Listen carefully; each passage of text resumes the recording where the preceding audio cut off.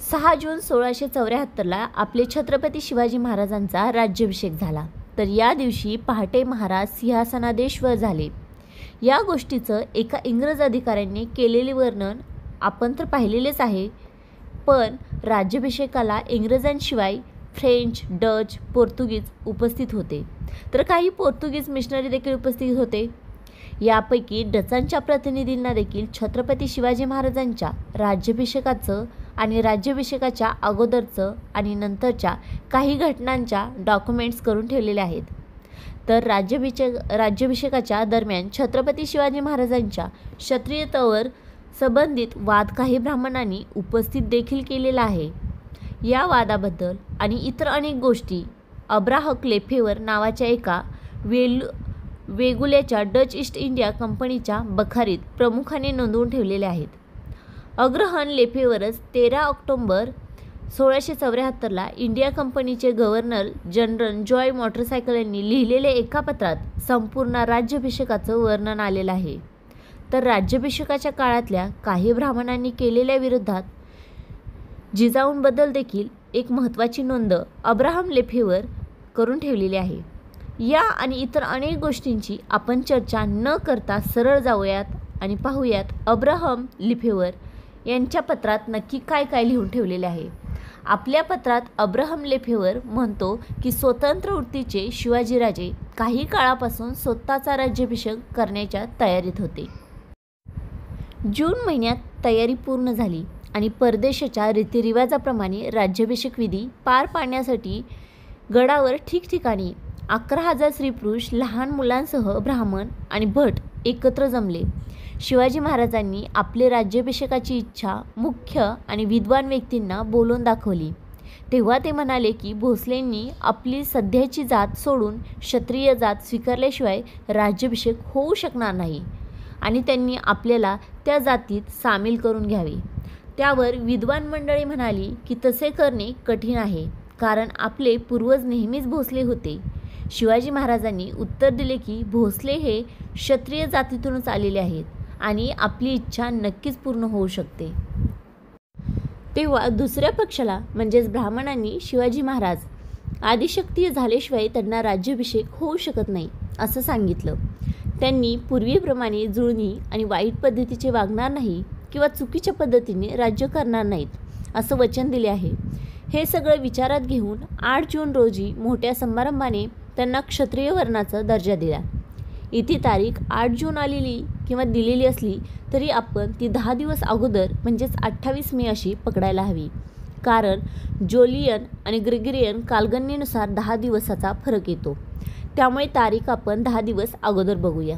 असं म्हणतात की त्यांनी त्या जातीच्या रीतिरिवाजांची दीक्षा देण्याचाही त्यांना मानस होता, परंतु महाराजांनी ब्राह्मणांचे रीतिरिवर शिकवण्याची मागणी केली.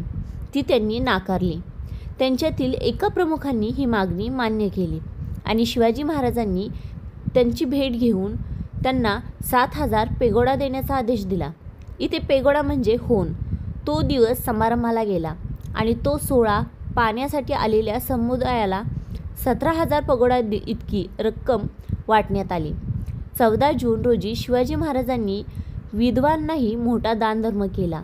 आपल्या हातून घडलेले पापांचे शालन व्हावे म्हणून तुला करून आपल्या वजना एवढे सोने, 17,000 पगार म्हणजे जवळजवळ 160 पाऊंड वजन होईल इतकं, तसेच चांदी, तांबे, जस्त, कठीण शिसे, लोखंड असे तलम, तागाचे कापड, कापूर, मीठ, खेळे, सुकामेवा, जायफळ शिवाय इतर देसी मसाले, लोणी, साखळी इत्यादी त्यांचे प्रमाणात वाटप केले. फळे आणि खाण्याचे पदार्थ सर्व आणि विड्याची पाने देखील वाटली. 2 विद्वानांनी आपली आणखी 1600 गुणांची मागणी केली, कारण शिवाजी महाराजांनी आजवर केलेल्या हल्ल्यात व जाळपोळी स्त्रिया, मुले, गुरेदोरे आणि ब्राह्मण यांचा मृत्यू होऊन त्यांच्या हातून पाप घडले असावे असं त्यांचं म्हणणं होतं. 15 जून रोजी म्हणजेच 5 जून रोजी सर्व यथायोग्य विधी पार पडल्यावर त्यांनी म्हणजेच शिवाजी महाराजांनी या प्रसंगासाठी मुद्दाम आणलेल्या गंगेच्या पाण्याने स्नान केलं. त्या दिवशी प्रत्येक ब्राह्मणांना 100 पगोडा आणि त्यांच्या प्रमुखांना 5,000 पगोडा दिला व दरवर्षी 2,000 रुपये थोडा देण्याचे वचन दिले.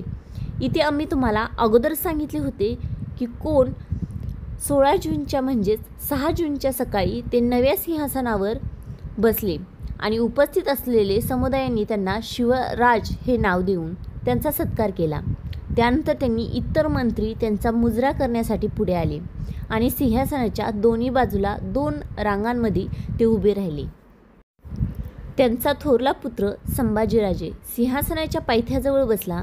17 जून रोजी जमलेल्या सर्व दूतांना आणि विद्वांना सरसकट देणग्या देण्यास सुरुवात झाली. प्रत्येकाला म्हणजेच कार्यक्रमाच्या उपस्थित असलेल्या प्रत्येक व्यक्तींना 3 ते 4 हजार किंवा 5 स्त्रियांना आणि मुलांना 1 रुपये 2 रुपये अशा पद्धतीने 12 दिवस शिवाजी महाराजांनी दानधर्म केला. याशिवाय शिवाजी महाराजांनी तिथं आलेल्या प्रत्येक माणसांना दररोज मेजवानी देखील दिली.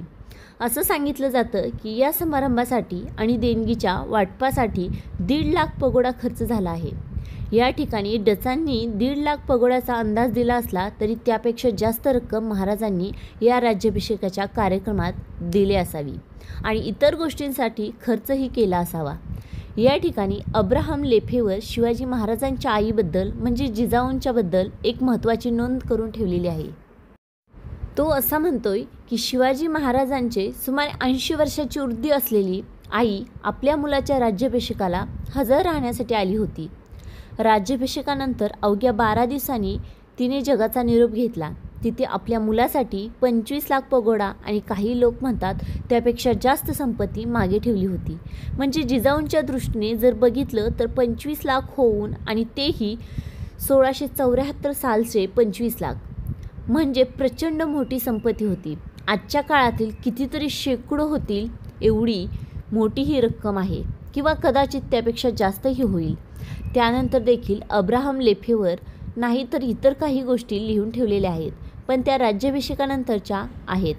अब्राहम लेफेवर या वेगुर्ल्याचा महत्त्वाचा अधिकारी होता. ते छत्रपती शिवाजी महाराजांना राज्याभिषेकाच्या पूर्वी 2 वर्ष देखील तो भेटून गेला होता. त्यामुळे आणि स्वराज्याच्या जवळ असलेल्या त्याला स्वराज्यातल्या सगळ्या घडामोडींच्या इत्तेभूत माहिती होती. त्याचा आणि महाराजांचे मंत्री असलेले अण्णाजी दत्तो यांचा भरपूर पत्रव्यवहार उपलब्ध देखील आहेत. राज्याभिषेकाच्या दिवसाच आणि तिथे घडणाऱ्या घटनांचे वर्णन अब्राहम लेफेवर न केल्यामुळे असं लक्षात येतं की कदाचित तो राज्याभिषेकाच्या प्रसंगी तिथं स्वतः उपस्थित असावायचा. एका महत्त्वाच्या अधिकाऱ्याने केलेले छत्रपती शिवाजी महाराजांच्या राज्याभिषेकाचे वर्णन या वर्णनामध्ये काही वादग्रस्त गोष्टी असल्यामुळे त्या वर्णनामध्ये कोणीतरी छेडछाड न करता आम्ही तुम्हाला ते सांगितलेले आहेत. जसा अब्राहम लेफेवर न लिहून ठेवल्या तशा छत्रपती शिवाजी महाराजांच्या राज्याभिषेकाला काही ब्राह्मणांनी विरोध केला होता. काही ब्राह्मणांनी त्यांना क्षत्रियत्वासंबंधी प्रश्न उभे केले होते. काही ब्राह्मणांनी त्यांना ब्राह्मण स्त्रिया मुले यांच्या हत्या केल्याबद्दल पापक्षालन करायला लावले होते. अशा अनेक गोष्टी झाल्या असल्या तरी ते एक गोष्ट लक्षात घ्यायला हवी की शिवाजी महाराजांच्या राज्याभिषेकाच्या कार्यक्रमात हजारो ब्राह्मण उपस्थित होते. काही ब्राह्मणांनी शिवाजी महाराजांच्या राज्याभिषेकाला विरोध केला म्हणून सर्व ब्राह्मणच एकाच तराजूत मोजले जाणार असे नाही. कारण शिवाजी महाराजांच्या अष्टप्रधान मंडळात कितीतरी ब्राह्मण होते ते राज्याभिषेकासाठी आग्रही होते. त्याशिवाय महाराष्ट्रातल्या अनेक तीर्थक्षेत्रातून अनेक मंदिरातून अनेक मंदिराचे पुजारी तिथले ब्राह्मण राज्याभिषेकासाठी रायगडावर उपस्थित राहिले होते. त्यांचा देखील असंच म्हणणं होतं की महाराजांचा स्वतःचा राज्याभिषेक करावा. त्यामुळे इथे असं समजण्याची गरज नाही की ब्राह्मणांनी शिवाजी महाराजांच्या राज्याभिषेकाला विरोध केला म्हणजे ते सगळे ब्राह्मणच नव्हते.